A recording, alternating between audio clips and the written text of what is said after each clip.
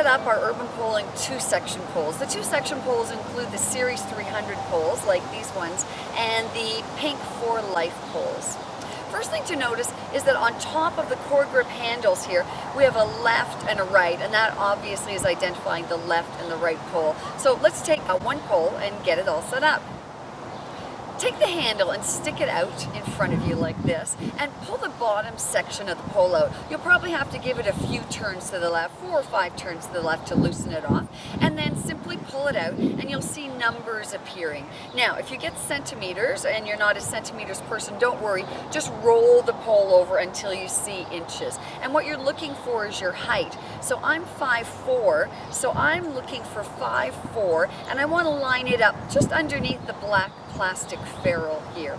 But in fact, if you're new to urban poling, you'll want to set your poles 2 inches lower just to make the poles a little bit more manageable. So if you're 5'4" like me, wiggle it down until you get to 5'2", so 2 inches lower.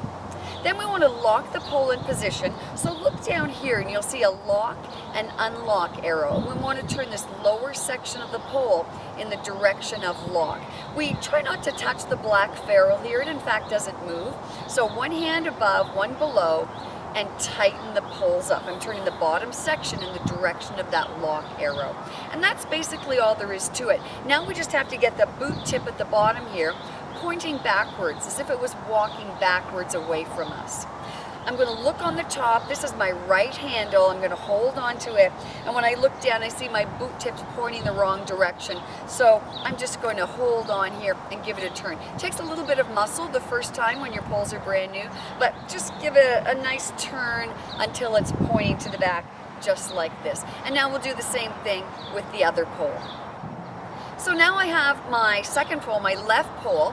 Let's just repeat the same process. Take the handle, put it out in front of you. I'm going to loosen the bottom part, the bottom section, by turning it to the left. Here we go. I pull it out. I'm looking for inches. I'm looking for my height. I'm 5'4". There's 5'4". If you're new to poling, wiggle it down those 2 inches. And then again, look for the lock and the unlock arrows down here. Take the bottom section, turn towards lock in the direction of lock, keeping your hand off the black ferrule here.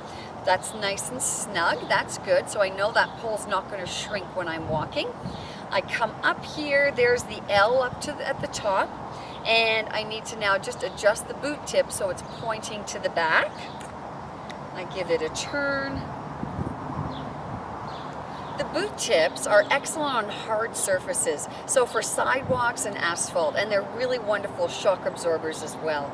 But hiding underneath the boot tip is a carbide tip, and it's also wonderful. It's really great on trails, soft surfaces, snow, and even ice. So last thing, just going to take the little clip and push it up to the top and out of the way, so it's there for me when I come back and I can clip my poles safely back together to store them. And now this pole's ready to go as well.